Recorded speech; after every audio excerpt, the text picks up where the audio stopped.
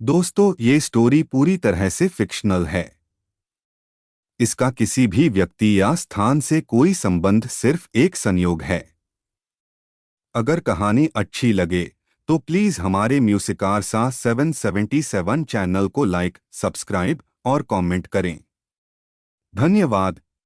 व्यक्ति न केवल अत्यंत शक्तिशाली था बल्कि क्रूर भी था। वह अपने दुश्मनों को अनगिनत तरीकों से यातनाएं देकर मार डालता था। इसी से उसका नाम टायरेंट पड़ा। भाड़े के सैनिकों की दुनिया में किसी भी व्यक्ति की अभिव्यक्ति उसके नाम के जिक्र मात्र से बदल जाती थी। वह ऐसा व्यक्ति नहीं था जिसे केवल नंबर्स के आधार पर संभाला जा सके। अगर वे खून के प्यासे भाड़े के सैनिकों को पिक्चर से बाहर करना चाहते थे तो उन्हें टायरेंट से छुटकारा पाना था। भले ही वे फेल हो गए, उन्हें उसे रोकने के लिए इक्वल स्ट्रेंथ वाले किसी व्यक्ति की जरूरत थी, नहीं तो उनके पास कोई चांस नहीं था। अंडरवर्ल्ड द्वारा मान्यता प्राप्त नंबर 1 ड्रैगन रैंक मास्टर को कौन रोक सकता है? ड्रैगन रैंक और टाइगर रैंक में क्वालिटेटिव अंतर था। यह ऐसा कुछ नहीं था जिसे सिर्फ नंबर्स के अंतर से सॉल्व किया जा सके। पॉल ने कहा, मिस्टर ध्रुव, पूरे रिस्पेक्ट के साथ कहना चाहता हूं कि आपके पास डार्क केप पर अटैक करने और ब्लड मर्सिनरीज को खत्म करने का कोई चांस नहीं है। ओ, ऐसा क्यों? ध्रुव ने पूछा। क्योंकि ब्लड मर्सिनरीज के लीडर टायरेंट को नंबर 1 ड्रैगन रैंक मास्टर के रूप में पहचाना जाता है। अगर आप उससे छुटकारा नहीं पाते तो आपके पास ब्लड मर्सिनरीज को खत्म करने का कोई चांस नहीं है। मुझे पता है, इसकी टेंशन मत करो। अगर मैं डार्क केप पर हमला कर रहा हूं तो मैं जस्टिन का ख्याल रखने का कोई रास्ता ढूंढ लूंगा। जस्टिन कौन है? पॉल ने कंफ्यूजन में पूछा। जस्टिन टायरेंट है, खून के प्यासे भाड़े के सैनिकों का लीडर जिसका तुमने जिक्र किया है। क्या आप उन्हें जानते हैं मिस्टर ध्रुव? बिल्कुल, वरना मैं उसका नाम कैसे जान सकता हूं? न सिर्फ मैं उसे जानता हूं बल्कि उसके खिलाफ मेरा बदला भी है, इसलिए उसे मरना ही होगा। पॉल ने इस बारे में सोचा, अपने दांत भींचे और कहा, ऐसी सिचुएशन में मैं आपके इंस्ट्रक्शंस के अनुसार रेड फ्लेम शुरू करूंगा मिस्टर ध्रुव, लेकिन इस बीच मुझे उन्हें डराने के लिए आपकी जरूरत होगी। पैसा और शोहरत कई ताकतवर लोगों को रिक्रूट कर सकती है, लेकिन मैं उन्हें कंट्रोल नहीं कर सकता। पॉल ने इसे ट्राई करने का फैसला किया। यह बात समझ में आती है क्योंकि ध्रुव टायरेंट को जानता था और उनके बीच रिलेशन खराब था। आखिरकार वह जानता था कि ध्रुव ऐसी लड़ाई शुरू नहीं करेगा जिसे वह हैंडल नहीं कर सकता। अगर वे ग्लोबल अंडरवर्ल्ड में 3rd रैंक भाड़े की रेजिमेंट बनाने में सक्सेसफुल हो गए तो उनका नाम भी मर्सनरी वर्ल्ड में एक लेजेंड बन जाएगा। यह एक ऐसा लालच था जिसका कोई भी भाड़े का सिपाही अपोज नहीं कर सकता था। यद्यपि वह भाड़े की दुनिया से रिटायर हो चुका था, फिर भी वह इस टेम्पटेशन का विरोध नहीं कर सका। ठीक है, रेड फ्लेम एस्टैब्लिश होने के बाद आप डिप्टी लीडर होंगे। पैसों की चिंता मत करो, सारे स्ट्रांग लोगों को रिक्रूट करो। भले ही आपको बहुत सारा पैसा खर्च करना पड़े, मेरे लिए एक स्ट्रांग रेड फ्लेम टीम बनाओ। उन्हें बता दो कि कोई व्यक्ति टायरेंट का ख्याल रखेगा। मेरा मानना है कि फेम के पीछे भागने वाले लोग ऐसा चांस नहीं छोड़ेंगे। ठीक है, मैं काम पूरा करूंगा। चेज परिवार, मैं तुम्हें जीने के लिए एक और महीना दूंगा और फिर तुम्हें उखाड़ दिया जाएगा। मुझे जस्टिन को कॉन्फिडेंस के साथ हराने के लिए 1 महीने के अंदर अपनी ताकत को डबल करना होगा। एक बार जब मैं डार्क केप पर जीत हासिल कर लूंगा तो मैं जगह और पोजीशन पर कंट्रोल कर लूंगा। ध्रुव ने सोचा कि अनलिमिटेड वेल्थ और फाल्कन तथा स्पेशल टास्क फोर्स की हैसियत के साथ वह फियरलेस हो सकता है और उसे किसी से डरने की जरूरत नहीं है जब तक कि वह अपनी मर्जी से कोई क्राइम न करे। वैसे भी वह कभी भी प्रॉब्लम क्रिएट करने वाला नहीं था। हालांकि ध्रुव के लिए चेज परिवार से सीखना इनफ नहीं था। अभी तक उसके पास सफिशिएंट इन्फ्लुएंस या ताकत नहीं थी।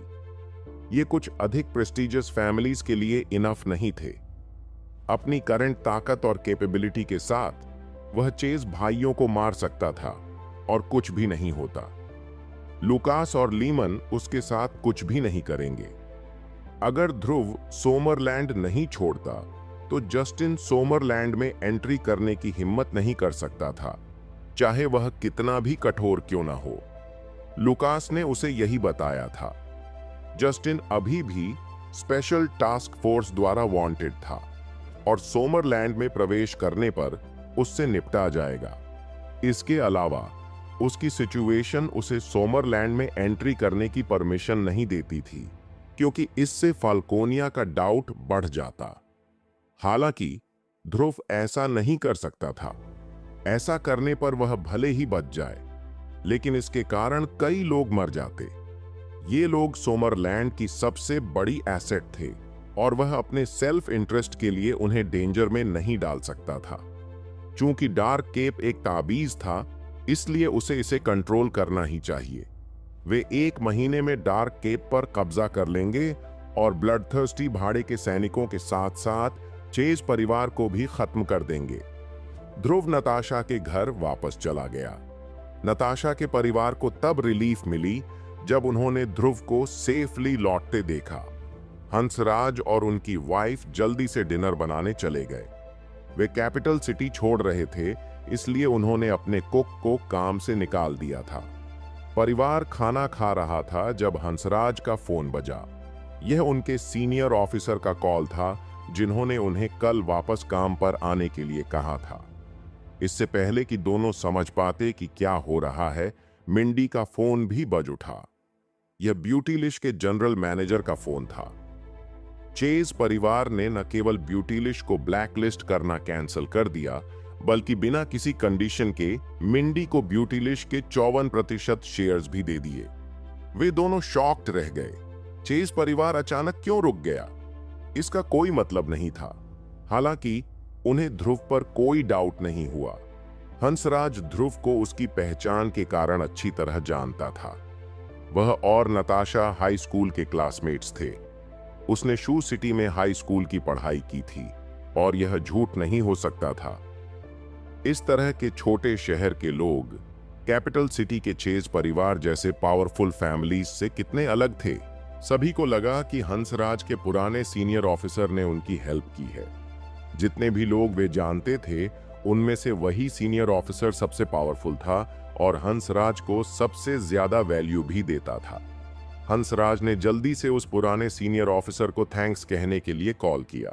वृद्ध सीनियर ऑफिसर ने सोचा कि हंसराज उसे अपने परिवार को सुरक्षित रखने के लिए बोलने पर थैंक्स कह रहा है।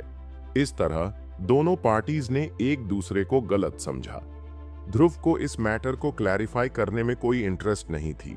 हालांकि वह जानता था कि हैंक और हैनली ने ऐसा इसलिए किया क्योंकि वे उसकी ताकत से डरते थे। किसी भी केस में उन्होंने सही काम नहीं किया, जबकि चेज परिवार को इसकी कोई कीमत नहीं चुकानी पड़ी। वह यह सोचकर थोड़ा नर्वस था। अगर उसे यह एक्स्ट्रॉर्डिनरी अरेंजमेंट नहीं मिलता तो वह अभी भी वही पुराना ध्रुव होता। क्या होगा अगर नताशा को हैनली जैसे इलीट परिवार के उत्तराधिकारियों ने टारगेट किया होता?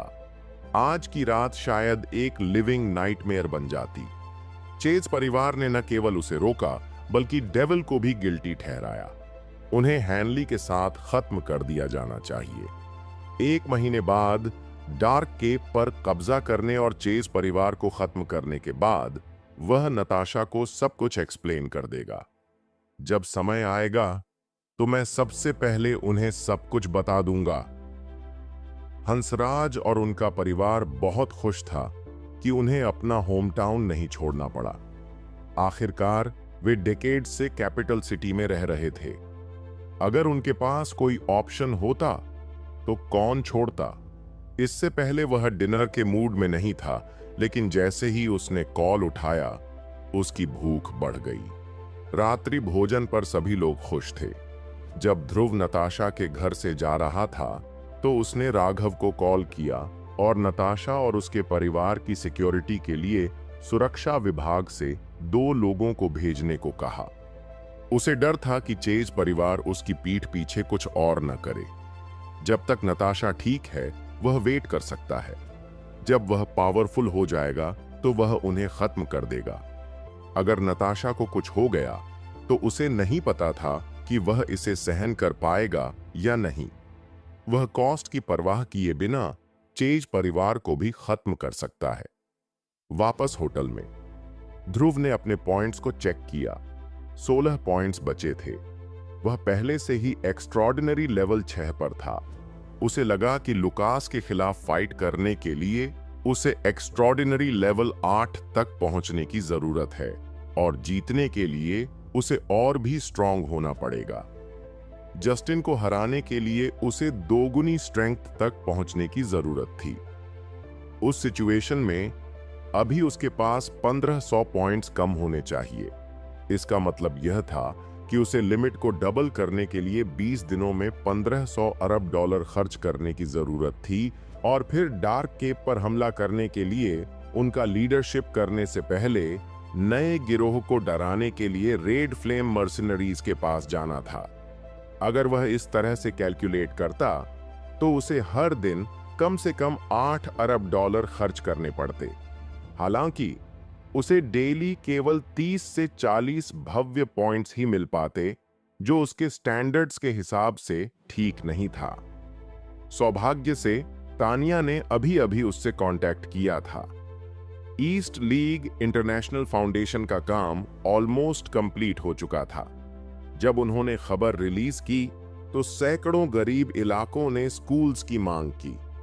ध्रुव ने तानिया से कहा कि वे इन्वेस्टिगेशन के लिए लोगों को भेजें। अगर वाकई गरीब इलाकों को स्कूल्स की जरूरत है तो उन्हें कंस्ट्रक्शन शुरू करने के लिए बेस्ट क्वालिटी मटेरियल्स खरीदने चाहिए। उन्हें कंस्ट्रक्शन में कोई कॉम्प्रोमाइज नहीं करना चाहिए और स्कूल्स मजबूत होने चाहिए ताकि स्टूडेंट्स कंफर्टेबल महसूस कर सकें। वे अब भी फंड एलोकेट नहीं कर सकते थे। तानिया को लगा कि ध्रुव को डर था कि अगर उन्होंने इमीडिएटली फंड एलोकेट कर दिया तो ज्यादा पैसा नहीं बचेगा, इसलिए उसने मटेरियल्स खरीद लिए। ध्रुव का मतलब यह था कि डायरेक्टली फंड्स एलोकेट करना डोनेशन माना जाएगा और उसके भव्य अंक नहीं बढ़ेंगे। यह तभी वर्क करेगा जब वह डायरेक्टली सामान खरीदेगा, वरना क्या सिर्फ 100 अरब डॉलर एलोकेट करना बेटर नहीं होता? उसके ग्रैंड पॉइंट्स स्काई हाई हो जाते। जब भी उन्हें ज्यादा पॉइंट्स की जरूरत होती तो वे बिलियंस डोनेट कर सकते थे, जो कि बहुत आसान होता। दुर्भाग्यवश ऐसा नहीं हुआ। अब सब कुछ रेडी था। उसे बस कुछ दिनों में अपने ग्रैंड पॉइंट्स के आसमान छूने का इंतजार करना था। घर से निकलने के बाद हैंक ने टी फैक्शन के मेन मेंबर्स को द ग्रेट वॉल क्लब में इकट्ठा होने के लिए बुलाया और कहा कि उसे एक अनाउंसमेंट करनी है। टी फैक्शन के 8 महान सेनानियों में से एक होने के नाते उसे सभी को बुलाने का हक था। हैंक सबसे पहले ग्रेट वॉल क्लब पहुंचा और उस प्राइवेट रूम में गया जहां वे यूजुअली मिलते थे। ये टी फैक्शन के मेन मेंबर्स की गैदरिंग के लिए रिजर्व्ड रूम था। यहां सीट्स फिक्स्ड थीं, लेकिन इस बार हैंक अपनी सीट की बजाय स्टेन की सीट पर बैठा। अपने से नीचे की 8 सीट्स को देखते हुए हैंक को वो सीट सबसे ज्यादा कंफर्टेबल लगी जिस पर वह बैठा था। जल्द ही टी फैक्शन के मेन मेंबर्स आने लगे। स्टेन सबसे आखिरी में आया। हैंक, क्या तुमने नहीं कहा था कि तुम खुद को आइसोलेट करना चाहते हो? क्या बात है? क्या तुम टाइगर रैंक में घुस गए? तुमने मीटिंग भी बुला ली। क्या तुम अब टाइगर रैंक में नहीं घुसे? इतना ड्रामा क्यों? क्या तुम बस सबका टाइम वेस्ट नहीं कर रहे हो? टी फैक्शन के 8 महान सेनानियों में से एक, चेस ने सार्कास्टिक तरीके से पूछा। चेस और हैंक के बीच रिलेशन अच्छा नहीं था। जैसे ही उसने यह कहा, बाकी लोग इंक्लूडिंग स्टेन हैंक की तरफ देखने लगे। हैंक की एज कितनी है? क्या वो 26 का है? अगर वो टाइगर रैंक पार कर लेता है तो उसे कैपिटल सिटी में जीनियस माना जाएगा। चेस, मुझे उम्मीद है कि थोड़ी देर में तुम मुझसे इतने कॉन्फिडेंट होकर बात कर सकोगे, हैंक ने शांति से कहा। ओह हैंक, तुम्हारी हिम्मत कैसे हुई? ये मत सोचो कि तुम इतने बड़े हो गए हो क्योंकि तुम टाइगर रैंक तक पहुंच गए हो। बिलीव मी और नॉट, मैं फिर भी तुम्हें हराऊंगा, चेस ने कहा। वह पहले से ही टाइगर रैंक मास्टर था, इसलिए वह हैंक की धमकियों से नहीं डरता था। लेकिन वह हैंक से कुछ साल बड़ा था। उसने 27 की उम्र में टाइगर रैंक तोड़ा था। हैंक अभी सिर्फ 26 का था और चेस इससे अनॉयड था कि हैंक ने इतनी यंग एज में अचीव कर लिया। हैंक ने चेस की बात इग्नोर करते हुए कहा, मैं टाइगर रैंक पार नहीं कर पाया, लेकिन आज। चेस ने उसे बीच में इंटरप्ट करते हुए कहा, अगर तुमने अभी तक कुछ अचीव नहीं किया तो सबको क्यों बुलाया? क्या तुम्हारे पास और कोई काम नहीं है? मेरे पास तुम्हारी नॉनसेंस सुनने का टाइम नहीं है, स्टैन ने कहा। अगर वह कुछ नहीं कहता तो ये पता नहीं कब तक लड़ते रहते। उसे भी क्यूरियोसिटी थी कि हैंक ने सबको क्यों बुलाया। चेस, हैंक की बात सुनो। जैसे ही स्टैन ने यह कहा, चेस चुप हो गया और बाकी लोग हैंक की बात सुनने का वेट करने लगे। हैंक ने वहां बैठे टी फैक्शन के मुख्य सदस्यों की ओर देखा और कहा, मुझे लगता है कि हमें बदलाव की जरूरत है। अन्य 6 महान योद्धा उसकी ओर हैरानी से देखने लगे। स्टेन ने कहा, आगे बढ़ो। एससीसी ने 3 प्रमुख अधिकारियों के साथ तेजी से तरक्की की है और मुझे लगता है कि हमें भी ऐसा ही करना चाहिए और एक और टी जोड़ना चाहिए। हैंक ने 6 महान सेनानियों और स्टेन की ओर थोड़ी घबराहट के साथ देखा। वह जानता था कि वह स्टेन के ओहदे को चैलेंज कर रहा है। हालांकि ऐसे सख्त चाचा होने के ख्याल ने उसे थोड़ा शांत कर दिया। चूंकि उसके पास एक सपोर्टर था, इसलिए वह इसका अच्छा फायदा उठाना चाहता था। उसे पता था कि उसके चाचा जस्टिन को हल्के में नहीं लिया जा सकता। अगर इसका सही इस्तेमाल किया गया तो चेज परिवार बर्बादी से बच सकता था और उनके पास खुद को बचाने का सिर्फ एक मौका था। सबसे जरूरी बात यह थी कि कार्ड एक डिटरेंट था। उसे समझ नहीं आया कि उसके दादा जोसेफ ने जस्टिन की पहचान को सीक्रेट क्यों रखा, जो यकीनन बाकी परिवारों को डराने और चेज परिवार को तरक्की करने का बड़ा एडवांटेज दे सकता था। ऐसा लगता था जैसे सभी निहत्थे हों और आपके पास गन हो, लेकिन उसमें बस एक बुलेट हो। अगर आप अपनी गन दिखाते तो लोग आपको तंग करने की हिम्मत नहीं करते। अगर आप इसे छुपाते तो लोग आपके खिलाफ हो जाते और आप तय कर सकते थे कि गोली कब चलानी है। ठीक वैसे ही जैसे ध्रुव जानता था कि हैंक का चाचा तानाशाह जस्टिन है। अगर वह उसे मारता तो सोमरलैंड में टहलका मच जाता, लेकिन ध्रुव खुद उसे नहीं मारेगा। दाऊद ने भाइयों को लगभग खत्म कर दिया था क्योंकि उसे पता नहीं था। इसलिए हैंक को समझ नहीं आया कि उसके दादा जोसेफ ने जस्टिन का पर्दाफाश क्यों नहीं किया। सच तो यह था कि हैंक को जरा भी अंदाजा नहीं था कि तानाशाह जस्टिन कैपिटल सिटी के बड़े परिवारों के बीच कोई राज नहीं था। यह सिर्फ यंग जनरेशन थी जिसे इसकी कोई जानकारी नहीं थी। वरना जस्टिन के चले जाने के बाद हैंक के अज्ञानी और अयोग्य पिता के लीडरशिप में चेज परिवार राजधानी के प्रथम श्रेणी के कुलीन परिवार की पोजीशन पर कैसे बना रह सकता था। जस्टिन के जाने के कुछ सालों बाद चेज परिवार बमुश्किल अपना गुजारा कर पा रहा था और सेकंड ग्रेड के कुलीन परिवारों में आने वाला था। जस्टिन के बारे में खबर आने के बाद ही यह धीरे धीरे फिर से टॉप ग्रेड के कुलीन परिवार बन सका। जोसेफ बूढ़ा हो चुका था और बस परिवार की स्थिति बनाए रखना चाहता था। अब उसमें यंग एज वाली कोई महत्वाकांक्षा नहीं थी, लेकिन हैंक अभी भी यंग था और वह चेज परिवार को आगे ले जाना चाहता था। हैंक आज जस्टिन का कार्ड खेलकर सबको डराने वाला था। आज हैंक के उत्थान का दिन था।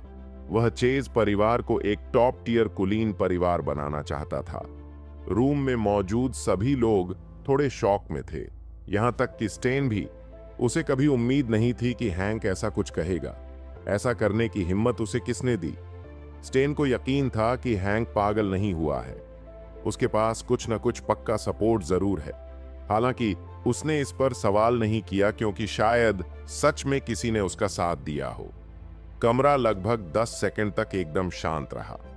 तभी जोरदार ठहाका गूंजा। हाँ हाँ हाँ हाँ हाँ हाँ हाँ। हैंक, क्या तुम पागल हो गए हो? एक और टी जोड़ना चाहते हो? मुझे यह मत बताना कि तुम इस टी का हिस्सा बनना चाहते हो, चेस ने हंसते हुए कहा। बाकी लोग भी जोर जोर से हंसने लगे। टी बनना चाहते हो? क्या तुम इसके लायक हो, हैंक? तुम एक फर्स्ट ग्रेड कुलीन परिवार के उत्तराधिकारी हो। वे सब हैंक से ज्यादा बेहतर नहीं थे। वे सब एक ही बैकग्राउंड से आए थे। स्टेन भी वार्नर परिवार का उत्तराधिकारी था, जो कैपिटल सिटी के सिर्फ 4 कुलीन परिवारों में से एक था। उनकी ताकत और रिसोर्सेज को छोड़कर उनकी बैकग्राउंड ही उन्हें मीलों आगे ले जाती थी। मुझे खेद है, लेकिन मैं इस पद के लिए लड़ना चाहता हूं, हैंक ने शांति से कहा। वह पहले ही अपना सब कुछ दांव पर लगा चुका था। अब पीछे मुड़ने का सवाल ही नहीं था। किस बेसिस पर? पावर, रिसोर्सेज, बैकग्राउंड, इनमें से कौन सी क्वालिटी तुम्हें इस पद के लिए योग्य बनाती है? क्या तुम सोचते हो कि तुम दूसरों को कन्विंस कर सकते हो? चेस ने पूछा। क्योंकि मैं ध्रुव को नाराज कर सकता था और फिर भी जिंदा रह सकता था। वह डरा हुआ है, इसलिए उसने मुझे छूने की हिम्मत नहीं की, हैंक ने अहंकार से कहा। ध्रुव का नाम सुनते ही स्टेन चौंक गया। ध्रुव कौन है?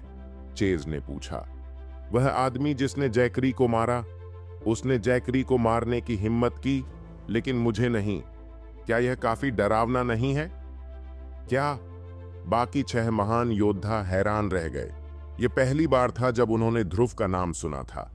हैंक ने कहा कि ध्रुव ने जैकरी को मार डाला तो यह गलत नहीं होना चाहिए। वे लोग काफी समय से ध्रुव से दूर थे, क्योंकि उन्हें डर था कि कहीं वह नाराज न हो जाए और उन्हें मार न दे। ध्रुव ने जैकरी को मारने की हिम्मत की, जिससे क्विन परिवार असहाय हो गया। मतलब, उसकी भयानक ताकत और एक खतरनाक पृष्ठभूमि होनी चाहिए। लेकिन हैंक ने कहा कि ध्रुव उससे डरता है। बिल्कुल नहीं। चेस परिवार इतना स्ट्रॉन्ग कब से हो गया? वे हमारे जैसे फर्स्ट क्लास कुलीन परिवारों को पूरी तरह इग्नोर करते हैं। हैंक, क्या हमें तुम्हारी बात इसलिए मान लेनी चाहिए क्योंकि तुम दावा कर रहे हो कि वह तुम्हें छू भी नहीं सकता? मैं तो यह भी कह सकता हूं कि क्लिंटन मेरा गुलाम है। मानो या ना मानो, उससे पूछो। इसके अलावा चेस परिवार इतना डरावना क्यों है? तुम्हारे अज्ञानी पिता, या तुम्हारे चाचा, या तुम्हारे बूढ़े दादा? चेज ने व्यंग्यात्मक लहजे में कहा। मेरे चाचा जस्टिन, हैंक ने दबंगई से जवाब दिया। जस्टिन? कमरे में मौजूद सभी 6 महान योद्धा कंफ्यूज हो गए। जब जस्टिन ने 20 साल पहले सोमरलैंड छोड़ा था, तब वे सभी टीनेज में थे, लेकिन उन्हें थोड़ा थोड़ा याद था कि चेज परिवार में ऐसा कोई था। तो हमें बताओ कि तुम्हारे चाचा जस्टिन कितने ग्रेट हैं। चलो हम उनकी पूजा करें। तो ध्यान से सुनो, मेरे चाचा जस्टिन की एक और पहचान है।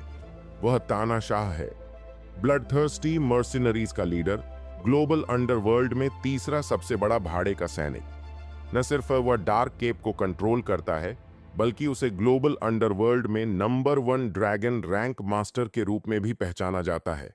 क्या यह काफी नहीं होगा? हैंक ने अपनी बात खत्म की और बैठ गया।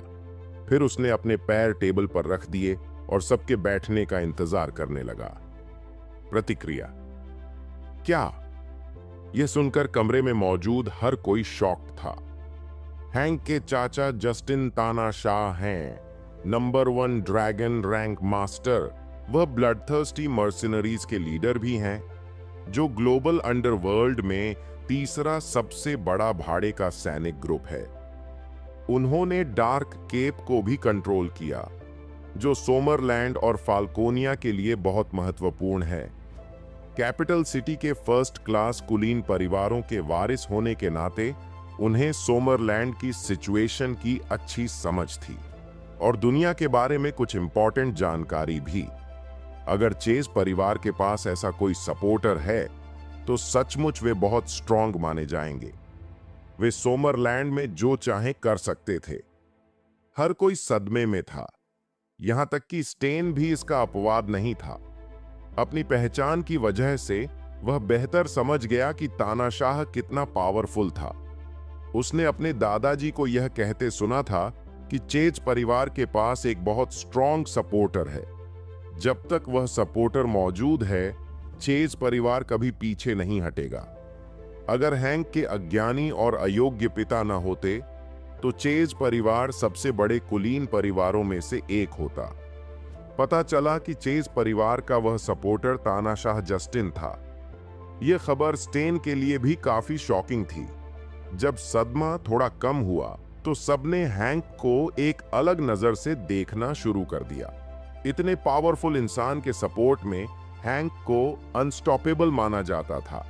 अगर ध्रुव भी उसे मारने से डरता है तो सोमरलैंड में कोई और उसकी तरफ आंख उठाने की हिम्मत नहीं करेगा। नहीं, ऐसा नहीं था कि वे हिम्मत नहीं करेंगे। ये बेकार होगा, क्योंकि हैंक को मारने से ज्यादा प्रॉब्लम्स खड़ी हो जाती जिन्हें संभालना मुश्किल होता।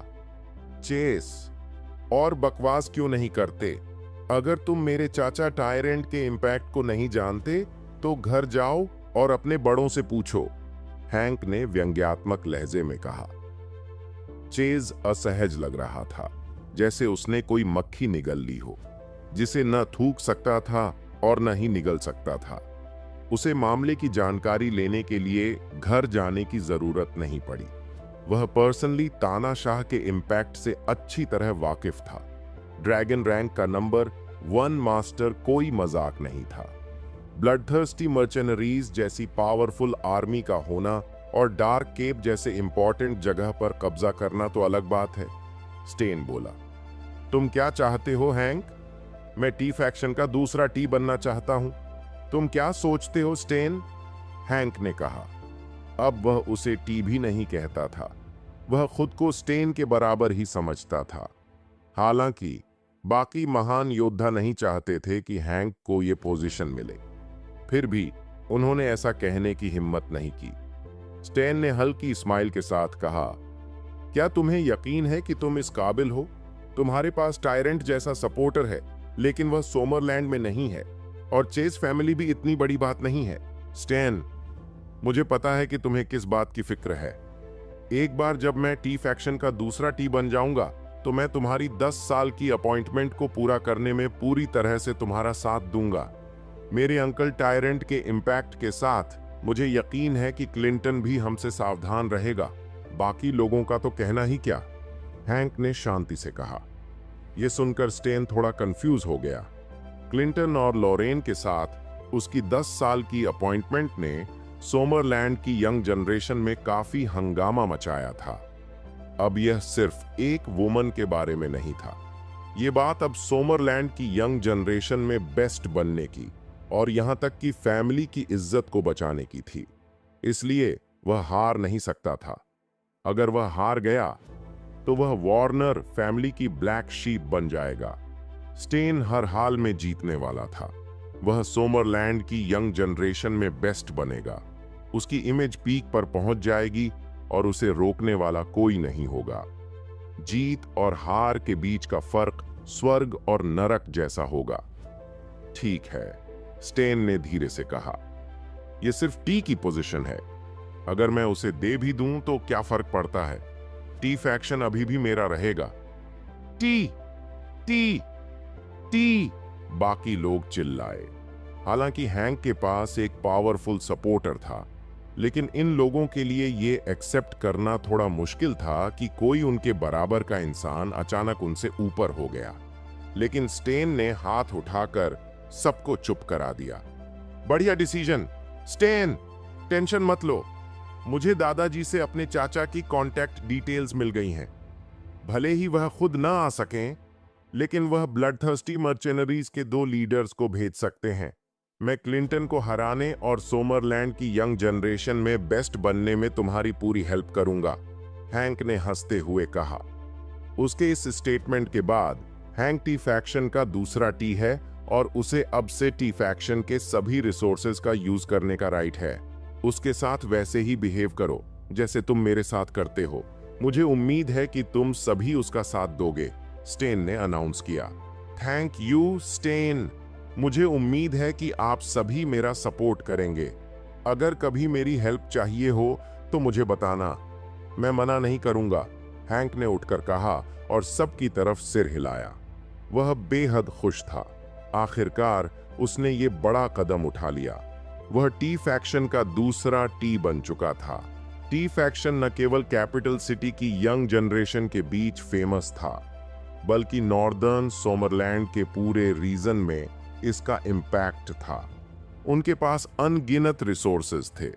हैंक टी फैक्शन के रिसोर्सेज का यूज करके चेज फैमिली को बिल्ड करना चाहता था। चेज फैमिली अभी भी उतनी स्ट्रांग नहीं थी। उसने आज ये रिक्वेस्ट इसलिए की थी क्योंकि वह स्टेन की कमजोरी जान चुका था। 10 साल की अपॉइंटमेंट 10 साल की अपॉइंटमेंट शुरुआत में लोरेन के लिए डिसाइड की गई थी, लेकिन समय के साथ इसे सोमरलैंड की यंग जनरेशन में नंबर 1 बनने की लड़ाई के रूप में प्रमोट किया जाने लगा। अब ये लड़ाई 2 कुलीन फैमिलीज के बीच की बन चुकी थी। वार्नर फैमिली कैपिटल सिटी के 4 टॉप कुलीन फैमिलीज में से एक थी। जिमरमैन फैमिली, जो कभी कैपिटल सिटी के टॉप कुलीन फैमिलीज में से एक थी, अब स्प्रिंगफील्ड के 4 बड़े फैमिलीज में से एक थी। जब क्लिंटन के पिता वॉकर जिमरमैन ने 1 दशक से भी ज्यादा पहले स्प्रिंगफील्ड के कैबिनेट मिनिस्टर की पोजीशन संभाली, तो जिमरमैन परिवार कैपिटल सिटी से बाहर निकलकर स्प्रिंगफील्ड चला गया। जिमरमैन परिवार की डीप बैकग्राउंड की वजह से उन्होंने बहुत जल्दी स्प्रिंगफील्ड में अपनी मजबूत पकड़ बना ली और स्प्रिंगफील्ड के बाकी 3 बड़े लोकल फैमिलीज के साथ मिलकर स्प्रिंगफील्ड के 4 बड़े परिवारों के नाम से जाने जाने लगे। अब यह मामला सिर्फ एक धर्म युद्ध नहीं था, यह 2 टॉप फैमिलीज का टकराव बन चुका था। इसीलिए स्टेन हार नहीं सकता था। अगर वह हार जाता तो वार्नर परिवार की इमेज खराब हो जाती और स्टेन को हमेशा के लिए क्लिंटन की शैडो में रहना पड़ता। ठीक है, आज के लिए बस इतना ही। अगर कुछ और नहीं है तो तुम लोग जा सकते हो। हैंक, तुम रुको, स्टेन ने खड़े होकर कहा। कई बड़े वॉरियर्स ने एक दूसरे की ओर देखते हुए स्काई प्राइवेट रूम से बाहर कदम रखा। इस बीच हैंक वहीं रुका रहा। इन दिनों ध्रुव क्लास नहीं जा रहा था और नताशा भी छुट्टी पर थी। वह दिन में नताशा के साथ समय बिताता और रात को होटल लौट आता। ऐसा इसलिए था क्योंकि उसे डर था कि चेज फैमिली उस पर फिर से कुछ अटैक न करे। हंसराज और उनकी वाइफ को यह सब देखकर कोई सरप्राइज नहीं हुआ। चूंकि दोनों पहले से सब कुछ साथ में डिस्कस कर चुके थे, उन्होंने ध्रुव को अपने हिसाब से रहने दिया। हंसराज ने ध्रुव से कहा कि वह उनके साथ रह सकता है, लेकिन ध्रुव ने मना कर दिया। पास अभी भी बहुत से सीक्रेट्स थे जिन्हें वह किसी और से शेयर नहीं कर सकता था। हंसराज और उनकी वाइफ इन दिनों अपने वर्क्स में बिजी थे। वे सुबह बाहर जाते और शाम को लौटते। इसी वजह से ध्रुव और नताशा ने मिलकर कैपिटल सिटी के लगभग सारे टूरिस्ट स्पॉट्स को घूम डाला। 1 हफ्ता जल्दी ही बीत गया। ध्रुव को इस बात की नाराजगी थी कि उसने अपने लैविश पॉइंट्स की जो ग्रोथ प्रिडिक्ट की थी वह नहीं हुई। 1 हफ्ते में उसके पॉइंट्स में सिर्फ 200 से ज्यादा की ग्रोथ हुई। उसका बॉडी लेवल असाधारण लेवल 6 से बढ़कर असाधारण लेवल 8 हो गया और उसे लगा कि वह अब लुकास के साथ एक फ्रेंडली मैच खेल सकता है। जैसे ही ध्रुव ने बेसब्री से वेट करना शुरू किया, एक और दिन बीत गया। अब उसके लैविश पॉइंट्स तेजी से बढ़ने लगे। एक ही दिन में ईस्ट लीग इंटरनेशनल फाउंडेशन ने देश भर में कई जगहों पर स्टील मिल्स और बाकी कई मटेरियल्स के लिए टेंस ऑफ बिलियंस के कॉन्ट्रैक्ट्स साइन किए। गरीब पहाड़ी इलाकों में खाने, कपड़े और जरूरी सामान की कमी थी जो फाउंडेशन की तरफ से प्रोवाइड कराए गए। हालांकि उन्हें पैसे नहीं दिए गए। यह ध्रुव की रिक्वेस्ट थी। उस दिन में ही ध्रुव के पॉइंट्स 200 से ज्यादा बढ़े। जब उसने अपने पुराने पॉइंट्स ऐड किए तो टोटल 300 लैविश पॉइंट्स हो गए। शाम को ध्रुव होटल लौटकर अपने बॉडी लेवल को अपग्रेड करने लगा। जब उसका लेवल असाधारण लेवल 9 पर पहुंचा तो उसे लगा कि वह इसे और अपग्रेड कर सकता है। ध्रुव ने बिना हिचकिचाए क्लिक किया। अब उसका लेवल असाधारण लेवल 9 से असाधारण लेवल 10 हो गया। इसके बाद स्क्रीन पर मैक्सिमम लिखा हुआ दिखा। इसका मतलब था कि उसका बॉडी लेवल असाधारण सीमा तक पहुंच चुका था। अब वह ड्रैगन रैंक के नंबर 1 मास्टर जस्टिन के करीब था। हालांकि वह दायरे में तो जस्टिन के बराबर हो गया था, लेकिन उसका फाइटिंग एक्सपीरियंस जस्टिन से काफी कम था। इसलिए उसे अपनी मेंटल स्ट्रेंथ को और अपग्रेड करना था। उसके पास अभी भी 100 पॉइंट्स बचे थे, तो उसने अपनी मेंटल स्ट्रेंथ को असाधारण लेवल 1 से असाधारण लेवल 2 तक बढ़ा दिया। ध्रुव का सिर अचानक ठंडा हो गया। गर्मी से बचने के लिए उसने नहाया और फिर बिस्तर पर लेट गया। अब 10 दिन बाद वह पॉल से मिलने विदेश जाएगा। 20 दिन बाद वह डार्क केप पर हमला करेगा। यह उसकी अब तक की सबसे मुश्किल लड़ाई होगी। ड्रैगन रैंक में number 1 master Justin the tyrant, मुझे उम्मीद है कि आप मुझे निराश नहीं करेंगे। आधा महीना कब बीत गया पता ही नहीं चला। ध्रुव ने पहले सोचा था कि वह पॉल के बनाए रेड फ्लेम से मिलने 10 दिनों में कैओस लैंड जाएगा, लेकिन क्योंकि उसके लैविश पॉइंट्स पर्याप्त नहीं थे, उसने यह प्लान कुछ दिनों के लिए पोस्टपोन कर दिया। इस दौरान पॉल ने उसे कई बार जल्दी आने के लिए कहा। ध्रुव के अनलिमिटेड फंड्स की वजह से रेड फ्लेम बहुत तेजी से डेवलप हो रहा था। आखिरकार उन क्रूर और निर्दयी भाड़े के सैनिकों में से 95% से ज्यादा सिर्फ पैसे के पीछे थे। वो सिर्फ पैसा और इंटरेस्ट के पीछे भागते। रेड फ्लेम जितनी तेजी से बढ़ा, उसके पास उतने ही ज्यादा लोग हुए और वे उतने ही ज्यादा पावरफुल बन गए। पॉल की ताकत टाइगर रैंक के बीच में थी और वह अकेले इन अनकंट्रोल्ड भाड़े के सैनिकों को हैंडल करने के लिए काफी नहीं था। अगर उसके पास इतना ज्यादा पैसा न होता तो ध्रुव अब तक पॉल की जगह ले चुका होता। हालांकि जैसे जैसे रेड फ्लेम की स्ट्रेंथ धीरे धीरे बढ़ती गई, पॉल को लगने लगा कि कैप्टन के तौर पर वह इसे ज्यादा वक्त तक कंट्रोल में नहीं रख सकता। पहले से ही कई स्ट्रांग लोग थे जिन्होंने उसकी जगह लेने और रेड फ्लेम पर कंट्रोल पाने के लिए अलग अलग ग्रुप्स बनाना शुरू कर दिया था। कहा जा सकता है कि पॉल इन लोगों को रेड फ्लेम में साथ लाने के लिए सिर्फ पैसे का इस्तेमाल कर रहा था। उनके बीच कोई यूनिटी नहीं थी। पॉल पर प्रेशर बढ़ रहा था और वह बस यही उम्मीद कर सकता था कि ध्रुव जल्द से जल्द रेड फ्लेम पर कंट्रोल लेने के लिए किसी स्ट्रांग पर्सन को लेकर आए। ये लोग सिर्फ ताकतवर इंसानों के आगे झुकते हैं। जब तक ध्रुव कोई ऐसा इंसान लेकर आएगा जिसकी ताकत तानाशाह के बराबर हो, ये भाड़े के सैनिक जरूर मान जाएंगे और रिबेल करने की हिम्मत नहीं करेंगे। अब आधा महीना बीत चुका था। ध्रुव की फिजिकल और मेंटल स्ट्रेंथ अब असाधारण लेवल 10 की डबल लिमिट तक पहुंच चुकी थी। उसने अपनी 8 चरम मुट्ठी स्किल को परफेक्ट लेवल तक बढ़ाने के लिए 200 पॉइंट्स खर्च किए थे। असाधारण लेवल 10 एक टॉप ड्रैगन रैंकर के लेवल के बराबर होना चाहिए। इसके अलावा उसकी मेंटल स्ट्रेंथ भी असाधारण लेवल 10 तक पहुंच चुकी थी। ध्रुव को लगने लगा था कि उसे अब ड्रैगन रैंक के टॉप लेवल को क्रॉस कर लेना चाहिए, लेकिन वह अभी भी नेक्स्ट लेवल से बहुत दूर था। हालांकि उसे यह नहीं पता था कि वह कितनी दूर था। आखिरकार उसे इस दुनिया में आए हुए सिर्फ 3 महीने ही हुए थे। इसके अलावा उसके पास ऐसा कोई गुरु भी नहीं था जो उसे गाइड करता। ये सारी बातें उसकी अपनी थ्योरी और अंदाजे थी। अपनी करंट सिचुएशन को समझने के लिए उसे और मेहनत करनी होगी, लेकिन उसे ऐसा जरूर लग रहा था कि अगर वह अब लुकास और लीमन से फाइट करेगा तो वह आसानी से उन्हें हरा सकता है। जब तक वह जस्टिन द टायरेंट, जो ड्रैगन रैंक का नंबर 1 मास्टर है, को हराएगा, तब तक उसका गैस सही साबित हो जाएगा।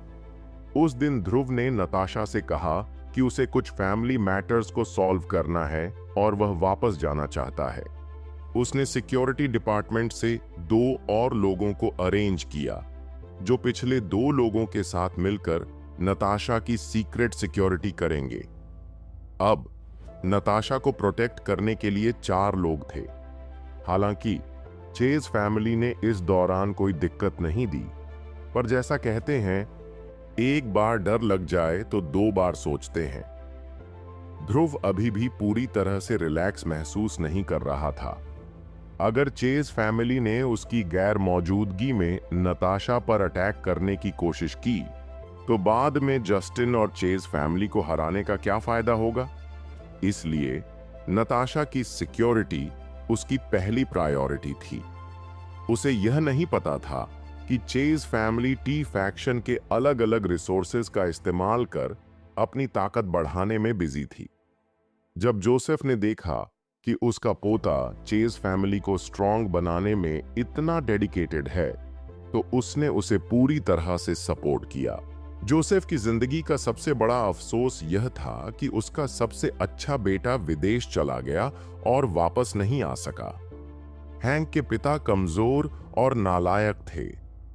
चाहे चेज फैमिली को जस्टिन का सपोर्ट था, फिर भी वे मुश्किल से अपना पुराना रुतबा बनाए रख पाए। चेज फैमिली को आगे बढ़ाने के लिए कोई भी आगे नहीं आया।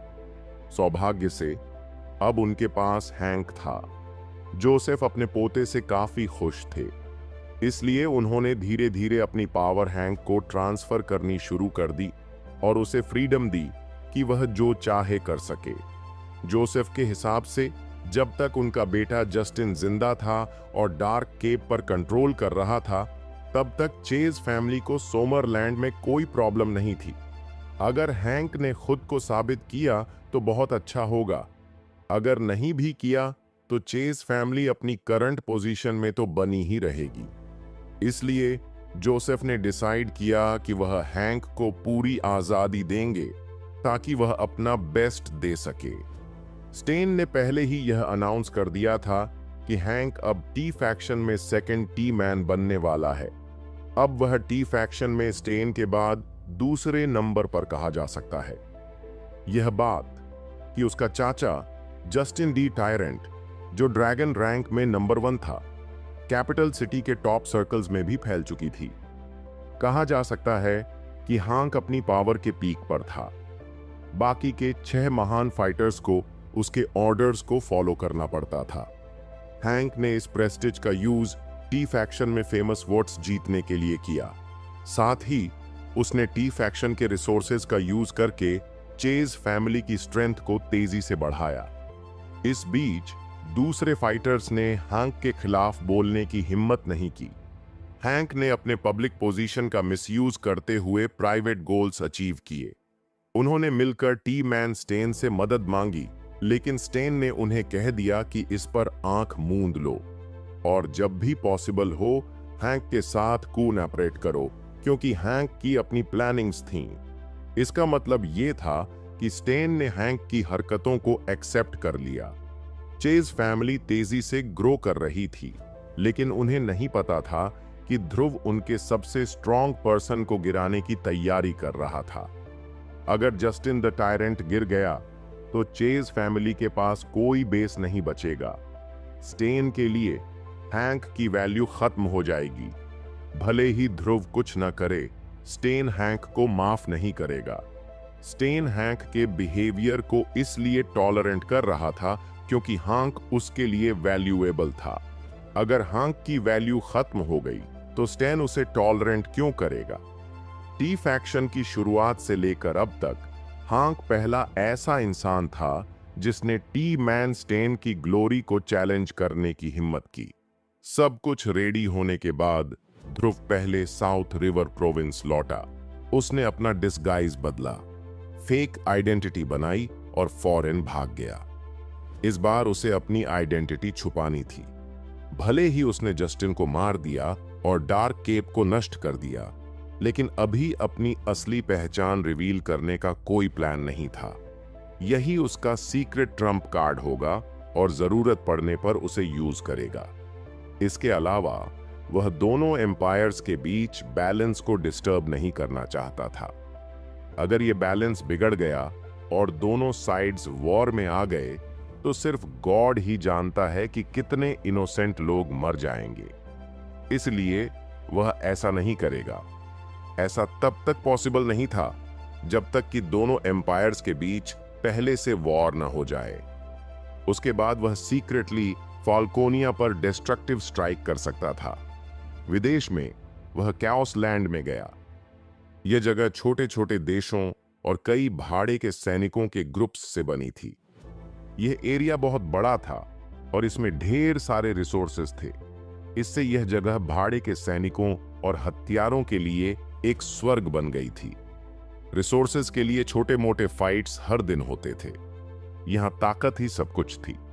अगर आपके पास ताकत है तो आप आसानी से रिसोर्स से भरपूर जगहों पर कब्जा कर सकते थे। बेशक ये दुनिया की सबसे डेंजरस जगह भी थी। आज आप एक अच्छी जगह पर कब्जा कर सकते हो, लेकिन कल इसे दूसरे लोग छीन सकते हैं। आपके कब्जे में आए रिसोर्सेज दूसरों के हो जाएंगे।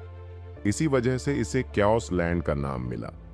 पॉल के रेड फ्लेम भाड़े के सैनिक कैओस लैंड के एक छोटे से कोने में थे। उसने रिसोर्स रिच प्लेस पर कब्जा नहीं किया, बल्कि उसने एक खाली जगह चुनी। ये जगह एक वॉर में बर्बाद हुई इमारत थी। सिंपल क्लीनिंग के बाद परिधि पर दर्जनों टेंट लगाए गए। पॉल लिविंग रूम की मेन सीट पर बैठा था। उसके पीछे वैन और गॉर्डन खड़े थे। उसके नीचे अलग अलग कपड़ों में दर्जनों लोग बैठे थे, जिनके चेहरे पर डाउट था। लिविंग रूम में काफी शोर था। हर कोई अपनी बात कर रहा था। उन्होंने पॉल को पूरी तरह इग्नोर कर दिया। पॉल के दाहिने हाथ पर एक 30 साल का यंग मैन बैठा था। उसने अपनी आंखें बंद कर रखी थीं। वह कुछ नहीं बोल रहा था, लेकिन कोई भी उसके पास जाने की हिम्मत नहीं कर रहा था। पॉल भी फ्रस्ट्रेटेड था। 20 दिनों में रेड फ्लेम द्वारा भर्ती किए गए हजारों मेंबर्स को इन लोगों ने 10 से अधिक छोटी टीमों में बांट दिया था। पॉल कुछ नहीं कर सका। छोटी टीमों के ये लीडर्स उससे ज्यादा स्ट्रांग थे। कैओस लैंड में, जहां सिर्फ ताकत का बोलबाला था, मिड टाइगर रैंक के तौर पर उसकी ताकत सच में काफी नहीं थी। अगर उन्हें उससे पैसे नहीं मिल रहे होते तो उसका पद बहुत पहले ही छीन लिया गया होता। डिप्टी कैप्टन शो, कैप्टन कब आएगा? अगर हम अकेले डार्क केप पर हमला करने वाले हैं तो क्या हम मौत को गले नहीं लगा रहे हैं? तानाशाह हम सबको अकेले ही हरा सकता है, नहीं तो आप हमें बाकी पैसे दे सकते हैं और हम यहीं बिखर जाएंगे। छोटी टीम के लीडर्स में से एक ने कहा। हाँ, जल्दी करो और हमें बाकी पैसे एक बार में दे दो, फिर हम जा सकते हैं। हर कोई यहां सिर्फ पैसों के लिए आया है। क्या आपको सच में लगता है कि कोई डार्क केप पर हमला करने के लिए तैयार है? क्या आपको लगता है कि वे मरने के लिए बेताब हैं? इसके अलावा आज हमें पेमेंट करने का समय आ गया है, इसलिए जल्दी करो और हमें पैसे दो। पॉल के दाहिनी ओर बैठे व्यक्ति ने अचानक अपनी आंखें खोलीं और उस व्यक्ति की ओर देखा जिसने अभी बात की थी। उस आदमी को अपनी पीठ पर ठंडक महसूस हुई, क्योंकि उसे घूरा जा रहा था। उसने कहा, हत्यारे, तुम्हें तानाशाह से दुश्मनी है, लेकिन हमें नहीं। अपना गुस्सा मुझ पर मत निकालो। अगर तुम बदला लेना चाहते हो तो उसे खुद ही खोजो। किलर ने कुछ देर तक उसे देखा और फिर अपनी आंखें बंद कर लीं। किलर का असली नाम सैंटियागो रोलैंड था। वह सोमरलैंड का रहने वाला था। वह कैओस लैंड में एक छोटे भाड़े के ग्रुप का लीडर था और देश में काफी फेमस था। उसे बचपन से मार्शल आर्ट की प्रैक्टिस करना बहुत पसंद था। उसके पेरेंट्स का रीसेलिंग का बिजनेस था। वे एक छोटे देश और सोमरलैंड के बीच काम करते थे। वे इन जगहों से कम कीमत पर रिसोर्सेज खरीदते और उन्हें सोमरलैंड में रीसेल करते थे। इसलिए उसका परिवार काफी अमीर था। हालांकि 10 साल से भी ज्यादा पहले जब उसके पेरेंट्स फॉरेन में रिसोर्सेज लेकर जा रहे थे तो एक भाड़े के ग्रुप ने उन्हें टारगेट किया। आखिरकार रिसोर्सेज छीन लिए गए और उसके पेरेंट्स का भी किडनैप कर लिया गया। उस समय वह अभी अभी एडल्ट हुआ था। हालांकि उसने किडनैपर्स की डिमांड के हिसाब से बड़ी फिरौती चुकाई थी, लेकिन उसके पेरेंट्स वापस नहीं लौट सके। इसलिए उसने पक्का इरादा कर लिया और अपनी पढ़ाई छोड़ दी। वह कैओस लैंड आ गया और एक भाड़े के सैनिक के रूप में करियर शुरू किया। क्योंकि उसे बचपन से ही मार्शल आर्ट पसंद था, वह कुछ सालों में फेमस हो गया। लेकिन सिर्फ वही जानता था कि इस सफर में उसे कितने लाइफ और डेथ के खतरों का सामना करना पड़ा। इस समय उसे आखिरकार पता चला कि उसके पेरेंट्स को ब्लडथर्स्टी मर्सिनरीज ने किडनैप किया था। उन्होंने फिरौती लेने के बाद उसके पेरेंट्स को मार डाला था। पिछले कई सालों से वह बदला लेने के बारे में ही सोच रहा था। दुर्भाग्य से भले ही उसकी ताकत तेजी से बढ़ी हो, लेकिन ब्लडथर्स्टी मर्सिनरीज की ताकत उससे भी तेजी से बढ़ी थी। ये खासकर टायरेंट के लिए सच था, जो पहले से ही ड्रैगन रैंक में नंबर 1 था। अनुमान था कि अपनी मिड रैंक पावर के साथ किलर टायरेंट के खिलाफ 10 राउंड तक भी नहीं टिक पाएगा। उसने सोचा था कि अपनी लाइफ में बदला लेने की उम्मीद नहीं है, लेकिन आधे महीने पहले उसने सुना कि कोई डार्क केप पर हमला करने के लिए भाड़े के सैनिकों की भर्ती कर रहा है।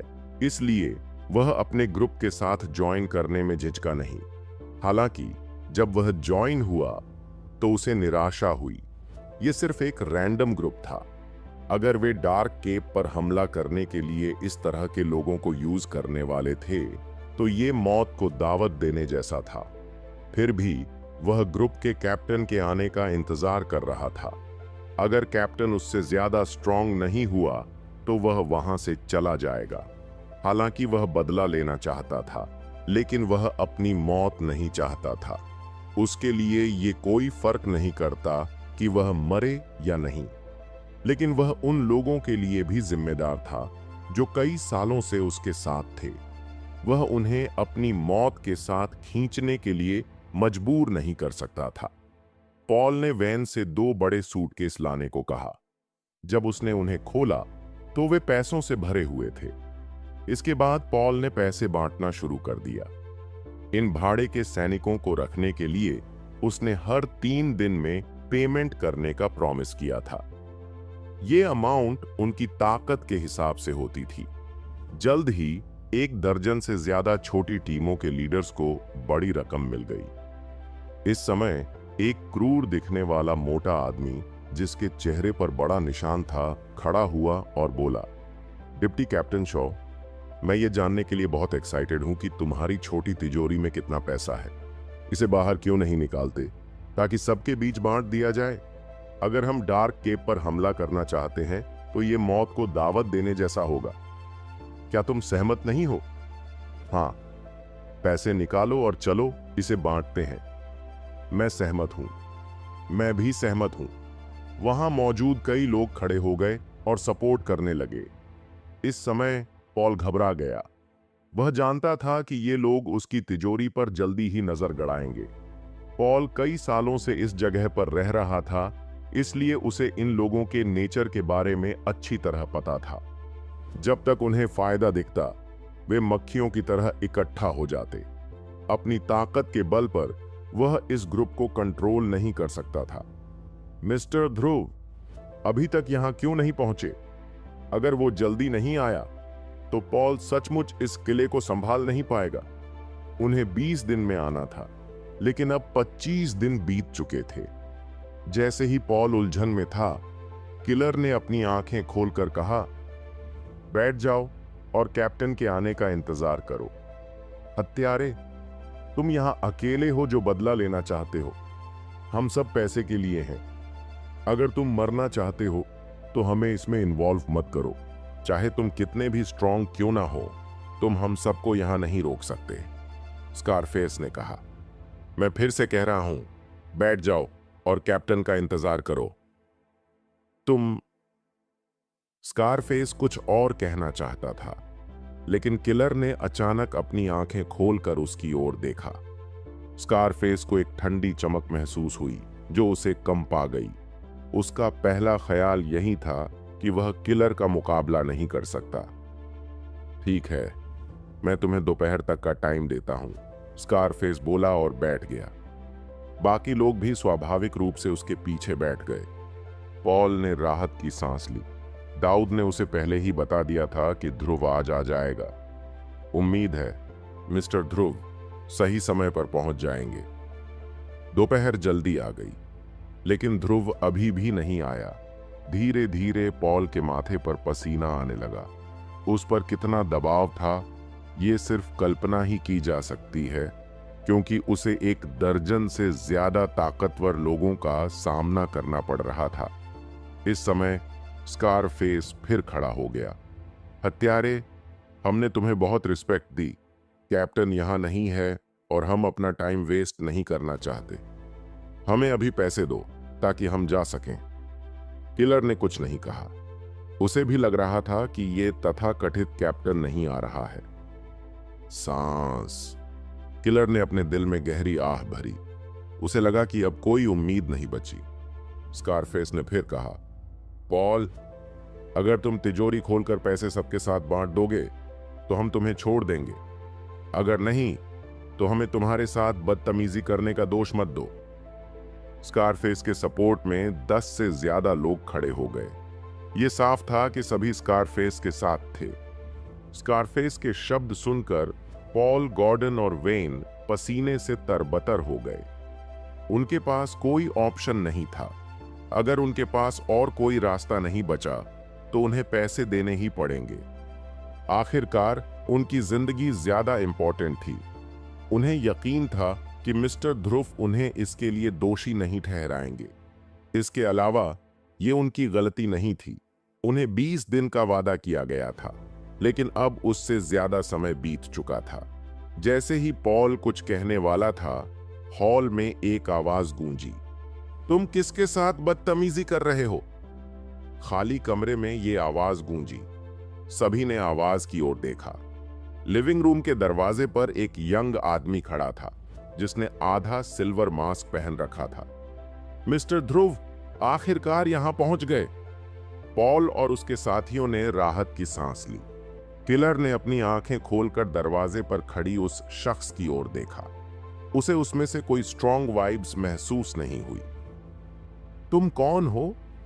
क्या तुम मरना चाहते हो? स्कारफेस ने ध्रुव की ओर देखकर कहा, क्या गंदा मुंह है, मुझे तुम्हें थप्पड़ मारना चाहिए।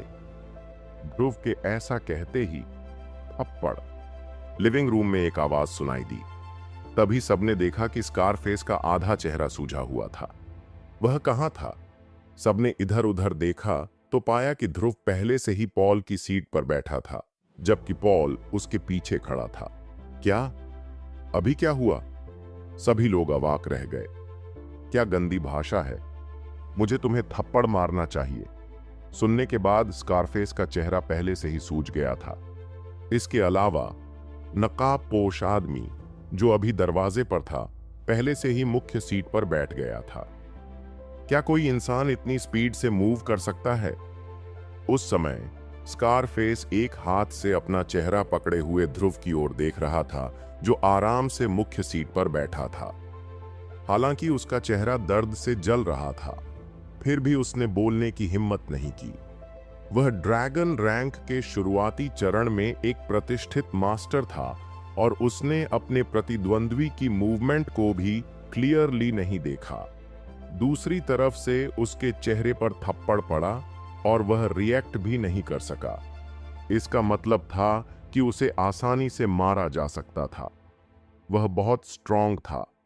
यह उसकी समझ से बाहर था। यह सबसे ताकतवर व्यक्ति था जिसे उसने कभी देखा था। ड्रैगन रैंक के अंतिम चरण के जितने भी मास्टर्स उसने देखे थे, उनमें से किसी ने भी इतना प्रेशर नहीं डाला था। यह कम से कम एक टॉप ड्रैगन रैंकर था। इस समय किलर भी ध्रुव को घूर रहा था। स्कारफेस ध्रुव की मूवमेंट्स को साफ साफ नहीं देख पाया और न ही किलर देख पाई। इसका सिर्फ एक ही मतलब हो सकता था, प्रतिद्वंद्वी उससे कहीं ज्यादा स्ट्रांग था। वह बहुत शक्तिशाली था। ड्रैगन रैंक के अंतिम चरण के मास्टर्स इतने पावरफुल नहीं थे। क्या वह टॉप ड्रैगन रैंकर था? क्या यह यंग आदमी एक टॉप ड्रैगन रैंकर था? वह कौन था? अराजकता की भूमि में ऐसा कोई कभी नहीं था। उस समय लिविंग रूम में सन्नाटा था। तुम्हारे रेड फ्लेम मर्सिनरीज में शामिल होने और मेरी सेवा करने के विचार से मैं इसे एक छोटी सजा मानूंगा। क्या तुम इसे एक्सेप्ट करते हो? ध्रुव ने पूछा। स्कारफेस को होश आया और उसने जल्दी से कहा, हाँ हाँ हाँ, मैं इसे एक्सेप्ट करने के लिए रेडी हूं। कैप्टन, मैं स्कारफेस अपने गंदे मुंह से सभ्य भाषा नहीं बोल सका। मैंने आपको नाराज किया, लेकिन प्लीज इसे इग्नोर करें। मुझे उम्मीद है कि आप मुझे माफ कर देंगे। मैं स्कारफेस हमेशा आपकी सर्विस में रहूंगा। स्कारफेस ध्रुव की ताकत से वाकई शॉक्ड था। अराजकता की भूमि में कोई रूल्स नहीं थे। सारे नियम ताकतवर लोग बनाते थे। उसे डर था कि ध्रुव दुखी होकर उसे खत्म कर देगा, इसलिए उसने जल्दी से अपनी वफादारी दिखा दी। मेरा नाम सिल्वर फेस है और मैं रेड फ्लेम मर्सिनरीज का कैप्टन हूं। आज से पॉल रेड फ्लेम मर्सिनरीज का डिप्टी कैप्टन होगा। मुझे उम्मीद है कि आप उसका सम्मान करेंगे, क्योंकि अगर अगली बार ऐसा कुछ हुआ तो कोई दया नहीं होगी। क्या किसी को कुछ कहना है? न तो स्कारफेस और न ही उसके पीछे खड़े दर्जन भर लोगों ने बोलने की हिम्मत की। जाहिर था ध्रुव के थप्पड़ से वह शॉक था। अगर वह प्रतिद्वंद्वी की हरकतों को भी क्लियरली नहीं देख सकता था तो वह पलटवार कैसे करता। इस समय किलर खड़ा हुआ और बोला, कैप्टन, मेरा एक सवाल है। आगे बढ़ो, ध्रुव ने कहा। ध्रुव ने पहली बार किलर को देखा जब वह अंदर आया। लिविंग रूम में किलर सबसे स्ट्रांग था। वह ड्रैगन रैंक के मिड तक पहुंच चुका था। इसके अलावा स्कारफेस की ताकत ड्रैगन रैंक के शुरुआती चरण में थी, जबकि बाकी लोग या तो पीक टाइगर रैंकर थे या मिड टाइगर रैंक के। अगर ध्रुव ने यह तय नहीं किया होता कि स्कारफेस की ताकत डार्क केप पर उनके अटैक में बड़ी भूमिका निभाएगी, तो उसने स्कारफेस को गंभीर रूप से घायल कर दिया होता। कम से कम 3 महीने के लिए उसे बिस्तर पर रखा होता। इस तरह निवारक प्रभाव ज्यादा क्लियर होता। मैं पूछना चाहता हूं कि क्या तुम सच में डार्क केप पर अटैक करने जा रहे हो? किलर ने कहा। क्या तुम्हें लगता है कि मैं मजाक कर रहा हूं? मैंने सिर्फ घूमने फिरने के लिए इतना पैसा खर्च नहीं किया। मेरे आने से पहले कोई भी जॉब एक्सेप्ट करने को रेडी नहीं था, लेकिन अब जब मैं यहां हूं तो मुझे खेद है। अगर तुमने मेरा पैसा लिया है तो तुम्हें मेरे लिए काम करना होगा। अगर तुम जाना चाहते हो तो जरूर, लेकिन पहले अपना जीवन मेरे साथ छोड़ देना चाहिए, ध्रुव ने हल्के से कहा। ध्रुव की बात सुनकर लिविंग रूम में मौजूद लोगों ने जोर से सांस लेने की भी हिम्मत नहीं की। वे सभी पैसे के लिए यहां थे और किसी ने नहीं सोचा था कि उन्हें वास्तव में डार्क केप पर हमला करना पड़ेगा। अगर वे सच में ऐसा करते तो उनमें से 90% जरूर छोड़ना चाहते। हालांकि कप्तान के टोन से यह साफ था कि न केवल वे सच में डार्क केप पर हमला करने वाले थे, बल्कि उनके बाहर निकलने के रास्ते भी बंद कर दिए गए थे। कमरे में किलर ही एकमात्र एक्साइटेड इंसान था। लीडर की ताकत कम से कम एक टॉप ड्रैगन रैंकर थी। जब तक वह टायरेंट को रोक सकता था, डार्क केप को जीतना नामुमकिन नहीं था। बेशक रेड फ्लेम मर्सिनरीज में 1000 से ज्यादा लोग काफी नहीं थे, लेकिन उसने कम से कम उम्मीद तो देखी थी। अगर उम्मीद होती है तो ताकत भी होती है। इसके अलावा यह एकमात्र आशा थी जो तब से दिखाई दी थी जब से उसे पता चला कि रक्त पिपासु भाड़े के सैनिकों ने उसके माता पिता को मार डाला था। चाहे कुछ भी हो, वह कप्तान के साथ यह कोशिश करेगा, वरना वह अपनी पूरी जिंदगी के लिए खुद को माफ नहीं कर पाएगा। हालांकि वह अभी भी कप्तान को यह याद दिलाना चाहता था कि रेड फ्लेम की मौजूदा ताकत के साथ डार्क केप को हराने की कोई उम्मीद नहीं है, भले ही कप्तान टायरेंट को रोक सके। कप्तान, पूरे सम्मान के साथ, हमारे पास डार्क केप को हराने का कोई चांस नहीं है। रक्त पिपासु भाड़े के सैनिक लगभग 20 सालों से यहां हैं। उन्होंने डार्क केप की अनमोल जमीन पर कब्जा कर लिया है। उनके सदस्यों की संख्या हजारों में है और उनके पास जबरदस्त हथियार हैं। हमारे पास सिर्फ 1000 से थोड़ा ज्यादा लोग हैं। हम उनके सामने मुकाबला नहीं कर सकते। लिविंग रूम में मौजूद बाकी सभी ने सिर हिलाया। उन्होंने सोचा कि कप्तान को डार्क केप पर हमला करने से रोकना ही सबसे सही होगा। मुझे पता है, इसलिए आपको अगले हफ्ते अपना काम दिखाना होगा। आप सभी कई सालों से क्योस लैंड में हैं और आपको इस जगह की अच्छी समझ है। मैं चाहता हूं कि आप बाहर जाएं और कुछ दूसरे ताकतवर लोगों या भाड़े के ग्रुप्स को अपने साथ मिलाएं। पैसा कोई प्रॉब्लम नहीं है, मैं आपको जितना चाहिए उतना दे सकता हूं। अगर उन्हें पैसे नहीं चाहिए तो आप उन्हें बताइए कि डार्क केप को खत्म करके वे पूरी दुनिया की अंडरग्राउंड वर्ल्ड में फेमस हो जाएंगे। इसके अलावा टायरेंट जरूर मारा जाएगा। ध्रुव के आखिरी शब्दों के बाद उसकी डबल लेवल की आभा अचानक दिखने लगी। पॉल और ध्रुव के पीछे खड़े लोगों को छोड़कर, जिन्हें जानबूझकर बख्शा गया था, लिविंग रूम में मौजूद सभी को, जिसमें 2 ड्रैगन रैंक मास्टर भी शामिल थे, ऐसा लगा जैसे वे किसी बर्फ की गुफा में गिर गए हों। ध्रुव, जिसका शरीर एक्स्ट्रा ऑर्डिनरी लेवल तक पहुंच चुका था, पहले से ही एक टॉप ड्रैगन रैंकर के बराबर था। उसकी मेंटल पावर भी अपने शिखर पर थी। उसकी ताकत ड्रैगन रैंक के शिखर से भी आगे थी और वह अगले लेवल के करीब था। किसी को भी इस एक कदम को हल्के में नहीं लेना चाहिए, क्योंकि यह एक अलग लेवल का प्रतीक था। यह ट्रांजिशनल जोन था जो ड्रैगन रैंक से ऊपर था, लेकिन अगले लेवल तक पहुंचने से आधा कदम दूर। यह कई टॉप ड्रैगन रैंकर्स का सपना था।